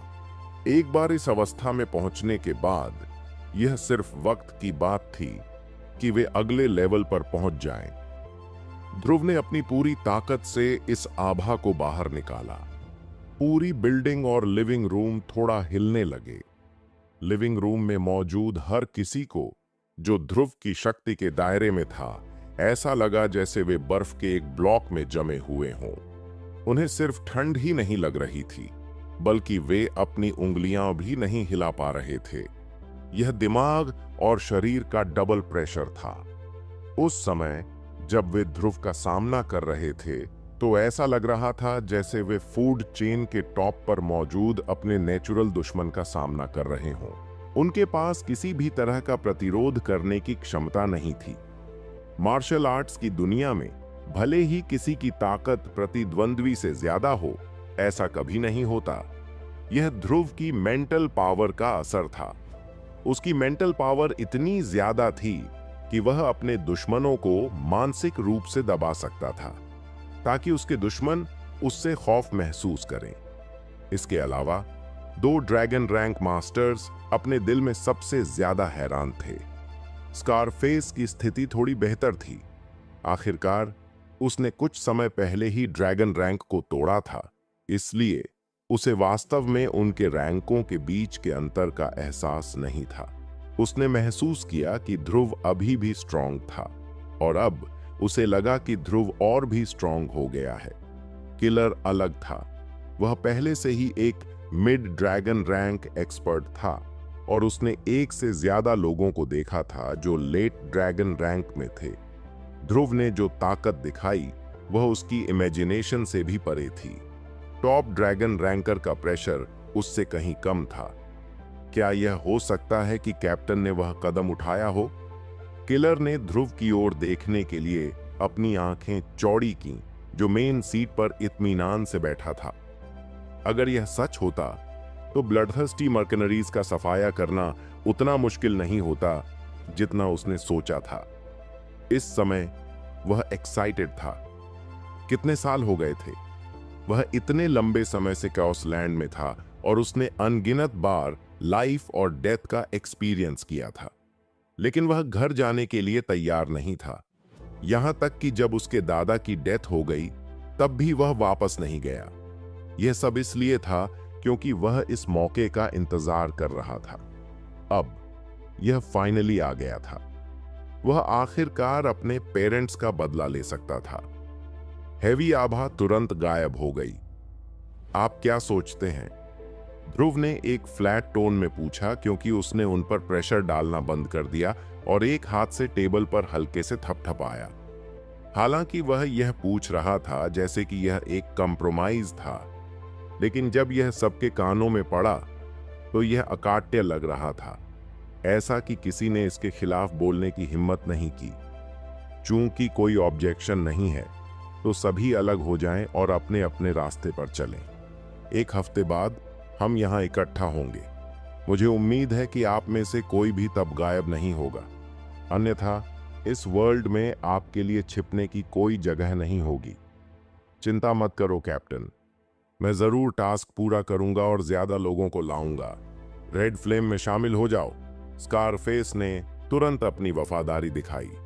हाँ हाँ हाँ, मैं आपके दिए गए टास्क को पूरा करूंगा कैप्टन। मैं भी, ध्रुव ने आगे कहा। ऑफ कोर्स, अगर आप रेड फ्लेम से ज्यादा लोगों को ला सकते हैं तो डार्क केप को खत्म करने और ब्लडथर्स्टी मर्केनरीज का सफाया करने के बाद मैं आपको इनाम दूंगा। मैं रेड फ्लेम में कंट्रीब्यूट करने वाले किसी भी पर्सन को नुकसान नहीं होने दूंगा। ठीक है, अपने अपने रास्ते जाओ। रूम में मौजूद लोग धीरे धीरे तितर बितर हो गए। हालांकि किलर अकेला था जो नहीं गया। क्या तुम्हें कुछ चाहिए? ध्रुव ने किलर की तरफ देखा और पूछा। हाँ, किलर ने जवाब दिया। पॉल और उसके साथी तुरंत समझ गए, इसलिए वे लिविंग रूम से बाहर चले गए। मुझे बताओ कैप्टन, अगर हम डार्क केप को हराने में कामयाब हो जाते हैं तो क्या आप टायरेंट को फाइनल ब्लो देने का काम मेरे जिम्मे छोड़ सकते हैं? किलर ने पूछा। ओह, क्या तुम्हारा उससे कोई झगड़ा है? बिल्कुल असंगत, नाइलियर ने दांत पीसते हुए जवाब दिया। मुझे इसके बारे में बताओ। ध्रुव ने जब किलर की स्टोरी सुनी तो वह उसकी ओर थोड़ा रिस्पेक्ट से देखने से खुद को रोक नहीं सका। वह एक अमीर फैमिली का लड़का था जो बचपन से ही एक अच्छी लाइफ जीता था, लेकिन जब उसके पेरेंट्स को ब्लडथर्स्टी मर्केनरीज ने अगवा कर लिया और मार डाला तो वह अपने पेरेंट्स का बदला लेने के लिए अकेले ही कैओस लैंड आ गया। फिर इस लेवल तक पहुंचने में उसे 10 साल से ज्यादा का टाइम लगा। सिर्फ किलर ही जानता था कि इस जर्नी के दौरान उसने कितने खतरों और लाइफ डेथ का सामना किया था। ऐसा पर्सन सच में उसकी तारीफ के लायक था। यह ताकत से रिलेटेड नहीं था, बल्कि यह उसकी आत्मा के बारे में था। जरूर, ध्रुव ने कहा। उसे इस बात से मना करने की कोई जरूरत नहीं थी। जब तक रिजल्ट वही था, प्रोसेस इंपॉर्टेंट नहीं थी। उसे टायरेंट से कोई शिकायत नहीं थी और वह सिर्फ टायरेंट को मारना चाहता था ताकि चेज फैमिली के पास अब वह उनके ताबीज के रूप में न रहे। तब तक वह आसानी से चेज फैमिली के खिलाफ एक्शन ले सकता था। इसीलिए आखिर में इससे कोई फर्क नहीं पड़ता कि टायरेंट किसके हाथों मरा। इसके अलावा टायरेंट कई बुराइयों वाला इंसान लग रहा था। वास्तव में भाड़े के सैनिकों की दुनिया में हर कोई बुरा इंसान नहीं था। भाड़े के सैनिकों द्वारा किए जाने वाले कई काम बॉडीगार्ड के काम जैसे ही होते थे। उन्हें बस अपने एम्प्लॉयर की सेफ्टी करनी होती थी। ये पॉल और उसके आदमियों की छोटी टीम की तरह था। थैंक यू कैप्टन, किलर ने एक्साइटमेंट से कहा। अंत में बदला लेने की उम्मीद थी और उसके पेरेंट्स आखिरकार शांति से रेस्ट कर पाएंगे। उसने इस दिन का बहुत लंबा इंतजार किया था। लेकिन मेरी एक कंडीशन भी है, ध्रुव ने कहा। प्लीज मुझे बताइए कैप्टन, मैं चाहता हूं कि आप पूरी तरह से रेड फ्लेम में शामिल हो जाएं और रेड फ्लेम के डिप्टी कैप्टन बने। पॉल की ताकत के साथ वह रेड फ्लेम के भाड़े के सैनिकों को कंट्रोल नहीं कर सकता और मैं यहां हमेशा के लिए नहीं रह सकता। इसलिए मुझे एक स्ट्रॉन्ग इंसान चाहिए जो रेड फ्लेम का लीडर बन सके। आप क्या सोचते हैं? किलर ने इसके बारे में सोचा और जवाब दिया, ठीक है, जब तक आप मेरे पिता का बदला लेने में मेरी मदद करते हैं, मैं आपका ऑनर्डर मानूंगा। एक सच्चा आदमी, वह कभी अपनी बात से पीछे नहीं हटता। किलर वापस वहीं चला गया जहां वह रह रहा था। यहां आने से पहले दाऊद वाकई सबसे ताकतवर था, इसलिए वह एक जर्जर बिल्डिंग पर कब्जा करने में कामयाब रहा। कमजोर लोग सिर्फ अपने खुद के टेंट बना सकते थे। सौभाग्य से ये भाड़े के सैनिक क्रूर और निर्दयी लोग थे। उन्हें इतनी परवाह नहीं थी। वे जंगल में भी सो सकते थे, टेंट में तो क्या। जैसे ही किलर बिल्डिंग में दाखिल हुआ, किसी ने पूछा, बॉस, क्या चल रहा है? क्या हम भी जा रहे हैं? मुझे लगता है कि सब लोग निकल चुके हैं। उस वक्त रूम में 7-8 लोग थे। वे सब अपने हथियारों के साथ खेल रहे थे। कुछ अपनी स्नाइपर राइफल्स पोंछ रहे थे, तो कुछ अपने हाथों में खंजर से खेल रहे थे। किलर के अंदर आते ही वे सब उसकी ओर देखने लगे। जो अभी बात कर रही थी, वह एक महिला थी जो आकर्षक कपड़े पहने हुए थी। इसके अलावा ये सभी 7-8 लोग टाइगर रैंक के मास्टर थे। उनमें से कुछ तो टॉप टाइगर रैंकर भी थे। वे सच में एक स्ट्रॉन्ग फोर्स थे जिन्हें इग्नोर नहीं किया जा सकता था। जाहिर है, किलर की टीम ने क्वांटिटी से ज्यादा क्वालिटी को इंपॉर्टेंस दी थी और टॉप टैलेंट को हायर करना प्रेफर करती थी। मैंने अपनी टीम को भंग करने और रेड फ्लेम मर्सिनरीज के साथ मर्ज करने का डिसीजन लिया है, किलर ने कहा। क्या बॉस, क्या आपको फीवर है? क्यों? क्या हमारे लिए साथ रहना अच्छा नहीं है? हमारा टारगेट स्मॉल है और हमारे पास बहुत फ्लेक्सिबिलिटी है। बड़े भाड़े के सैनिक भी हमारा कुछ नहीं कर सकते। हाँ, मुझे लगता है कि हम इस तरह से सही हैं। हमें रेड फ्लेम के साथ मर्ज क्यों करना चाहिए? क्या ऐसा हो सकता है कि रेड फ्लेम डार्क केप पर सीरियस अटैक कर रहा है? बॉस, हम जानते हैं कि आप बदला लेना चाहते हैं, लेकिन अगर आप ऐसा करेंगे तो आप मौत को इनवाइट कर रहे हैं। सबने जो कुछ भी कर रहे थे उसे करना बंद कर दिया और किलर के जवाब का इंतजार करने लगे। वे टीम के विघटन या रेड फ्लेम के साथ मर्ज को एक्सेप्ट नहीं कर सकते थे। वे इतने सालों से साथ काम कर रहे थे और मिशंस पूरे करते वक्त उनके बीच एक स्ट्रॉन्ग अंडरस्टैंडिंग थी। साथ ही उनका आपस में गहरा रिलेशनशिप था। अगर वे दूसरी भाड़े की टीम्स में शामिल हो जाते तो वे बिखर जाते। क्या वे तब भी अपने साथियों पर ट्रस्ट कर सकते थे अगर वे दूसरी टीम्स में शामिल हो जाते? किलर ने कहा। मैंने आज रेड फ्लेम मर्सिनरीज के कैप्टन से मुलाकात की और वह बहुत स्ट्रॉन्ग है। कितने स्ट्रॉन्ग? मैं उनके सामने कोई रेसिस्टेंस नहीं कर सका। मुझे शक है कि वह पहले ही शिखर पर पहुंच चुके हैं और उन्होंने वह छोटा कदम उठा लिया है। क्या?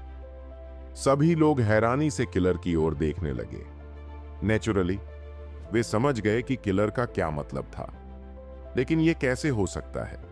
एक न्यूली फॉर्म्ड मर्सिनरी ग्रुप का कैप्टन शिखर से ऊपर का मास्टर निकला। इस पर कौन यकीन करेगा? किसी को भी नहीं। हालांकि वे उस लेवल तक नहीं पहुंचे थे, लेकिन वे इतने सालों से किलर के साथ थे और उन्हें पता था कि वह छोटा कदम लेना कितना मुश्किल था। ड्रैगन रैंक के शिखर पर ज्यादा लोग नहीं थे, लेकिन दुनिया के बिलियंस में से ऐसे लोग कुछ ही थे। हालांकि वह छोटा कदम उठाने वाले लोग बेहद रेयर थे। ऐसा इसलिए था क्योंकि एक बार कोई इंसान यह कदम उठा लेता था तो उसके लिए उस महान एरिया तक पहुंचना सिर्फ समय की बात होती थी। ड्रैगन रैंक का नंबर 1 तानाशाह सिर्फ ड्रैगन रैंक में ही था। अगर रेड फ्लेम के कैप्टन ने वाकई वह कदम उठा लिया तो वह अब ड्रैगन रैंक की कैटेगरी में नहीं रहेगा। अगर ऐसा हुआ तो तानाशाह यकीनन रेड फ्लेम के कैप्टन के सामने टिक नहीं पाएगा। हालांकि दोनों के बीच डिफरेंस सिर्फ एक छोटा सा कदम था, लेकिन उनकी क्वालिटी पूरी तरह से अलग थी। किलर ने आगे कहा, बाकी लोग नहीं गए हैं। वे कैप्टन द्वारा दिए गए टास्क को पूरा करने गए हैं। हम भी जल्दी ही रेड फ्लेम में शामिल होने के लिए कुछ स्ट्रॉन्ग लोगों को कलेक्ट करने निकलेंगे। हम 1 हफ्ते में यहां मिलेंगे और कैप्टन के ऑर्डर्स का इंतजार करेंगे। उसके बाद हम डार्क केप पर अटैक करेंगे। बॉस, क्या आपने अपना मन बना लिया है? आपको समझना होगा कि एक बार जब हम रेड फ्लेम में शामिल हो जाएंगे तो वे हमें अपनी टीम नहीं बनाने देंगे। वे हमें अलग कर देंगे। हमने इतनी अच्छी आपसी अंडरस्टैंडिंग बनाई है और मैं दूसरे लोगों के साथ एक टीम में नहीं रहना चाहता। मुझे उन पर भरोसा नहीं है। मैं भी, हम भी, बाकी लोगों ने भी यही कहा। इस बारे में टेंशन मत लो। डार्क केप को खत्म करने और खूनी मर्सिनरीज को नष्ट करने के बाद कैप्टन चले जाएंगे, तब तक मैं रेड फ्लेम का पहला डिप्टी लीडर बन जाऊंगा और तुम सबको एक एलीट टीम में रखूंगा। डार्क केप को खत्म करने के बाद हम सेटल हो पाएंगे और हमें इस तरह का बेघर और दुखी जीवन नहीं जीना पड़ेगा। किलर की बात सुनकर सब थोड़े इमोशनल हो गए। अगर उनका लीडर रेड फ्लेम का पहला डिप्टी कैप्टन बन सकता है तो रेड फ्लेम के साथ मर्ज करना अब अनएक्सेप्टेबल ऑप्शन नहीं था। इसके अलावा रेड फ्लेम के पास जो धन और लाइफस्टाइल थी, उससे वे सोचने लगे कि उनका फ्यूचर बेहतर हो सकता है। बॉस, क्या आपको यकीन है कि कैप्टन आपसे झूठ नहीं बोल रहा है? क्या वह रेड फ्लेम आपको सच में सौंप देगा जब उसने इसे बनाने और डार्क केप पर कंट्रोल पाने में इतना एफर्ट लगाया है? और क्या वह आपको पहला डिप्टी कैप्टन बनाने का भी प्लान कर रहा है? ऐसा करने का उसका मकसद क्या है? मुझे कैप्टन का मकसद नहीं पता। शायद उसे भी खून के प्यासे मर्सिनरीज से उतनी ही नफरत है जितनी मुझे। या हो सकता है कि वह डार्क केप को अपने हाथ में लेना चाहता हो, लेकिन मुझे भरोसा है कि वह मुझसे झूठ नहीं बोलेगा। इसके अलावा इस लेवल का स्ट्रॉन्ग आदमी मुझसे झूठ बोलने की जरूरत भी महसूस नहीं करेगा, किलर ने गंभीरता से कहा। सबने एक दूसरे को देखा और सिर हिलाया। उनमें से एक खड़ा हुआ और बोला, ठीक है, चूंकि आपने ऐसा कहा है बॉस, तो हम रेड फ्लेम के साथ मर्ज करने के लिए तैयार हैं। लेकिन हमारी टीम अलग नहीं होनी चाहिए। अगर ऐसा हुआ तो हम मिशन के दौरान अपने साथियों पर भरोसा नहीं कर पाएंगे। चिंता मत करो, तुम सब अलग नहीं होगे। अगर इस बार डार्क केप पर हमला सफल रहा तो यह हमारा आखिरी मिशन हो सकता है। उसके बाद हर कोई शांति से रह सकेगा। डार्क केप एक प्रेशियस एरिया है जिसे स्वर्ग का आशीर्वाद मिला है। अगर तुम वहां हो तो तुम्हें पैसों की कमी नहीं होगी। खून के प्यासे मर्सिनरीज ने लगभग 10 साल तक डार्क केप पर कब्जा किया और उन्होंने कभी एक भी मिशन पूरा नहीं किया, किलर ने कहा। वह और ये लोग लाइफ और डेथ के बीच भाई जैसे थे। हालांकि किलर उनसे कहीं ज्यादा ऊंचे लेवल पर था। उसने कभी घमंड नहीं किया, उसने कभी मनमानी नहीं की। चाहे कुछ भी हो, वह हमेशा सबके साथ डिस्कस करता था। यही वजह थी कि इतने सारे स्ट्रॉन्ग लोग उसका साथ देने के लिए तैयार थे। एक टॉप टाइगर रैंकर के पास इतनी पावर थी कि वह कैप्टन बन सकता था और अपने छोटे मर्सिनरी ग्रुप को लीड कर सकता था। लेकिन फिर भी वे सभी किलर के करिश्मे की वजह से उसका साथ देने को तैयार थे। दोस्तों, आपको यह एपिसोड कैसा लगा हमें कमेंट करके जरूर बताएं और इस वीडियो को लाइक और शेयर करना ना भूलें। चलिए मिलते हैं एक नए एपिसोड के साथ।